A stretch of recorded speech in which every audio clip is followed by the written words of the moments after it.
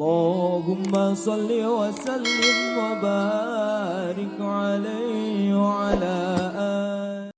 Fanajjaynahu minal gham, kami selamatkan Yunus alaihissalam dari gham, perut ikan. Wa kadzalika nunjil mu'minin. Kalau ada orang-orang beriman setelahnya mengalami situasi yang serupa, bahkan masuk ke perut ikan pun dia berpikir, saya selamatkan kata Allah. Atau bukan perut ikan, perut rentenir, kredit yang belum lunas, riba yang belum tuntas, lilitan utang.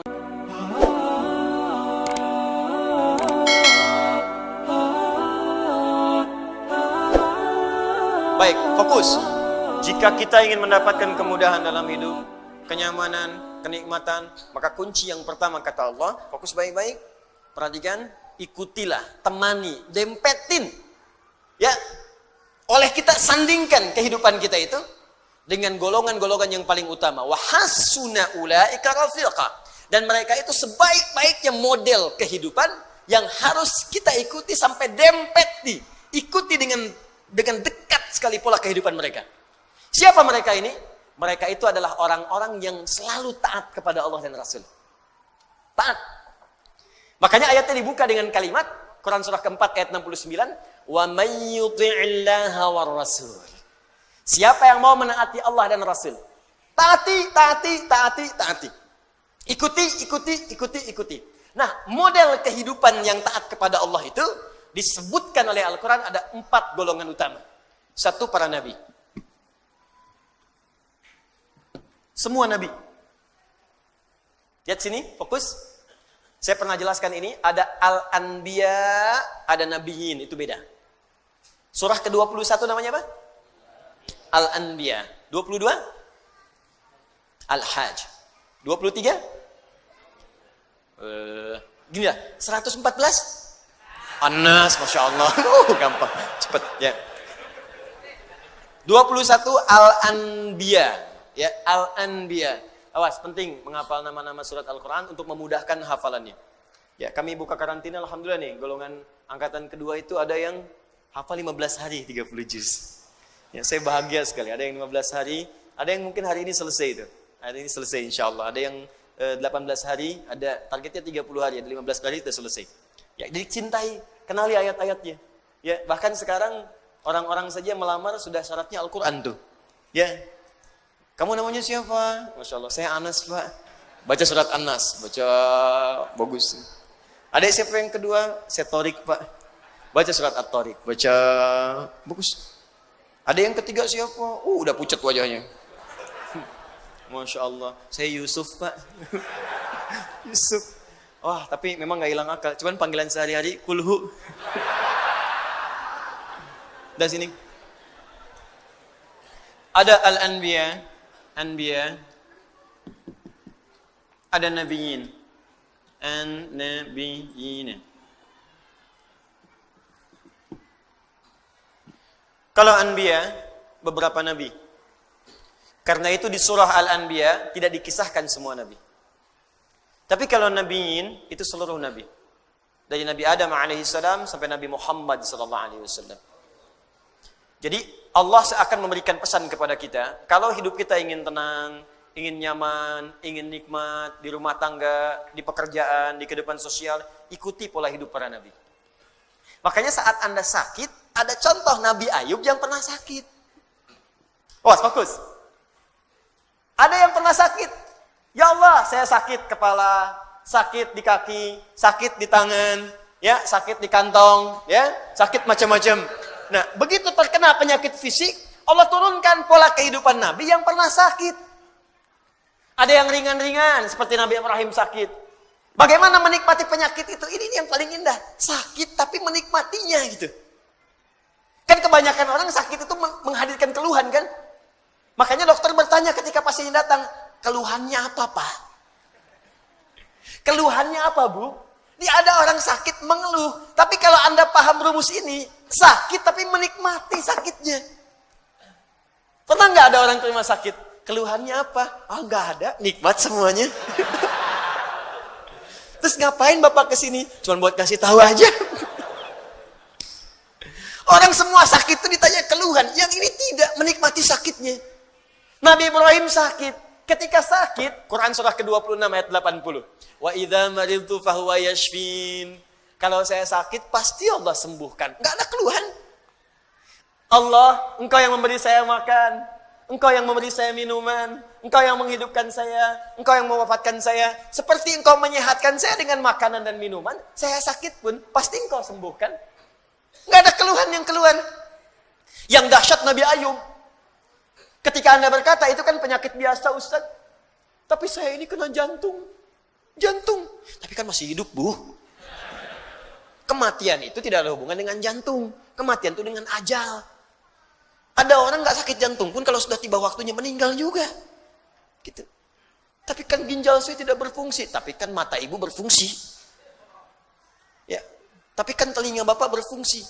Lisan kita berfungsi. Maka ketika ada orang mengeluhkan penyakitnya, Allah turunkan penyakit yang paling dahsyat yang pernah dialami oleh seorang nabi, yang tidak pernah dirasakan oleh orang sebelumnya dan tidak akan pernah dialami oleh orang setelahnya. Supaya nggak ada yang mengeluh lagi. Ketika mengeluh, Allah kemudian balikan. Ini aja nabi, saya uji, dia nggak mengeluh. Kamu bukan nabi, kenapa mengeluh? Tapi kan dia nabi, ya Allah. Diturunkan ayatnya. Kalau ada orang yang bukan nabi pun mengikuti amalannya, maka saya akan berikan kenikmatan yang sama seperti dia mengalaminya. Maka turunlah Quran surah ke-21 ayat 83 sampai 84 itu. Wa ayyuba idznada rabbahu anni massani yadurru wa anta arhamur rahimin. Kata Allah, hei, saya akan buka kisah Ayyub alaihissalam supaya kalian belajar. Ketika ia mulai bermohon kepada Allah, saat sakitnya mulai mengganggu dia untuk ibadah. Di saat sakitnya itu biasa, beliau nikmati aja. Nikmati, sholat ya sholat, ibadah ya ibadah, gak ada keluhan. Istrinya bertanya, papa kenapa gak minta kepada Allah sembuhkan? Kata suaminya, berapa lama kita sehat dan senang? 20 tahun. Berapa lama kita diuji dengan sakit dan begini? 7 tahun. Nanti aja, kalau sudah sakitnya sama dengan sehat 20 tahun, baru saya minta kepada Allah. Saya malu dikasih sehat 20 tahun, saya senang. Kenapa ketika dikasih sakit untuk ibadah selama baru 7 tahun, sudah mengeluh? Bukankah semuanya datang dari Allah untuk kita beribadah kepada Allah? Dikasih kaya 20 tahun, kita senang. Diuji dengan fakir baru 7 tahun, sudah mengeluh. Saya malu. Nanti aja kalau ujiannya sudah serupa. Jadi bagi Nabi Ayub, nggak ada bedanya. Harta ada, nggak ada harta, tetap ketaatan kepada Allah meningkat. Sakit dan sehat, nggak ada bedanya bagi beliau. Sehat ujian untuk beramal sempurna, sakit untuk banyak istighfar. Bukankah ketika sakit ada peluang dosa kita diampuni? Tuh. Dikala cara berpikir kita seperti Ayyub alaihissalam, diajarkan ini zikirnya. Apa jawabannya? Fastajabna. Fakashafna ma bihi min dhurrin wa atainahu ahlahu wa mithlahum ma'hum rahmatan min indina. Belum selesai sampai sini. Wa dzikra lil 'abidin. Ketika Nabi Ayyub alaihissalam bersabar dengan penyakitnya, beliau menikmatinya, dan ketika mulai mengganggu penyakitnya untuk ibadah, baru bermohon kepada Allah, ya Allah, penyakit ini sudah menghambat saya untuk ibadah. Jadi minta sembuh itu bukan sekedar minta sehat, supaya ibadahnya nggak keganggu. Jadi ketika sakit biasa saja, ketika ibadah terganggu baru minta sembuh. Tuh. Ya Allah, kaki saya sakit. Jangankan kamu, banyak yang sakit kaki. Ya Allah, sakit di kaki ini sudah mulai mengganggu saya untuk bisa ke masjid berjamaah. Begitu caranya. Ya Allah, kepala saya sakit. Banyak yang sakit kepala. Ya Allah, penyakit di kepala ini sudah mulai mengganggu saya untuk khusyuk berzikir kepadamu. Itu caranya. Jadi begitu Anda menikmati itu untuk kepentingan ibadah, ditutup dengan kalimat wa dzikra lil 'abidin. Ini aku ingatkan untuk hamba-hambaku yang lain selain Ayub. Jika kalian mengalami hal yang serupa, amalkan amalan seperti Ayub merasakannya. Nabi. Anda berdagang, Anda bisnis, Anda bekerja, Anda berdakwah, Anda mengajar. Apa Anda kira akan mudah menyampaikan semua itu? Belum tentu. Kadang-kadang ada saingan, Anda yang ikut tender, mereka yang menang, padahal nggak ikutan sama sekali. Ada yang kemudian berusaha menyingkirkan, menyungkurkan. Ada yang mengajar juga, kadang-kadang ada yang menyoal. Bukan cuma Anda, bahkan ada seorang nabi namanya Yunus alaihissalam. Berdakwah, bekerja dengan baik, disoal oleh orang sampai diusir dari kampung. Masuk kemudian ke perahu, dilempar, ditelan ikan paus. Anda bayangkan, Anda masih hidup sampai sekarang, beliau di dalam perut ikan paus. Tapi kau masih bisa nikmat aja, zikir. Idznada fi dhulumati, ya. Baca ayatnya, wadhannuni. Baca ayatnya 86 sampai 87-nya. Wadhannuni idh dhahaba mughadiba, ya? Wa dhanna an lan naqdiru alaihi. Fanada fi dhulumati alla ilaha illa anta subhanaka inni kuntu minadh dhalimin. Tadinya gelisah. Enggak enak tuh. Ditelan dalam perut ikan paus. Kira-kira tuh di dalam perut ikan paus itu, maaf ya, terang atau gelap? Udah pernah masuk? Hah? Pengap atau nyaman? Kita kebayang aja pasti pengap, sempit pengap. Dalam perut ikan yang sangat besar itu, sempit pengap. Tapi masih bisa berzikir kepada Allah. Allah ilaha illa anta subhanaka inni kuntu minadh dhalimin. Allah ilaha illa anta subhanaka inni kuntu minadh dhalimin. La ilaha illa anta subhanaka inni kuntu minadh dhalimin. Allahu akbar. Apa jawabannya? Fastajabna lahu. Ya, wa najjaynahu minal gham. Perhatikan jawabannya. Tadi Nabi Yunus alaihissalam masuk ke dalam perut ikan paus. Tapi ketika dijawab doanya, jawabannya bukan mengeluarkan beliau dari perut ikan paus. Ya. Kalau mau konsisten, fastajabna lahu wa najjaynahu minal hut. Kami jawab doanya, kami bebaskan dia dari perut ikan itu, kami keluarkan. Tapi yang terjadi adalah kalimatnya indah. Fanajjaynahu minal ghammi. Gham. Apa itu gham? Gham itu awan gelap yang menaungi. Gelap. Tiba-tiba gelap. Bahasa Spanyolnya puek. Udah siang, masih siang, udah gelap. Gelap. Fokus. Jadi ada ghamam, ada gham itu beda. Kalau ghamam itu awan teduh yang menaungi. Ghamam. Al-Baqarah ayat 57. Wa dhallalna 'alaikumul ghamama wa anzalna 'alaikumul manna wassalwa. Paling kiri sebelah bawah. Ayo, mana Qurannya? Dia ada ghamam, ada gham. Kalau gham itu awan gelap yang menaungi. Maksudnya ini bahasanya tinggi, bukan awannya. Tapi suasana gelap yang mencekam. Kadang kalau orang sedang ngelihat awan gelap, siang-siang gelap, perasaannya bagaimana? Gak enak ya? Gak enak, jalan gak enak, perasaan gak enak. Yang dimaksudkan di sini bahasa kiasan. Ada orang yang mengalami situasi yang gelap, bikin sesak. Seperti Nabi Yunus berada di perut ikan paus. Suasana gelap, bikin sesak. Mungkin tidak harus masuk ke perut ikan. Anda ikut pekerjaan, tiba-tiba dijahili oleh orang. Anda yang difitnah, bukankah gelap? Pulang-pulang siang tapi sudah longlai. Nyampe rumah nggak ada senyum. Anda yang ikut ujian, begitu mau wisuda, ada nilai yang hilang belum sampai, tiba-tiba gelap. Anda yang sudah mau lamaran, besok mau nikah, tiba-tiba pasangan berubah keputusan. Gelap.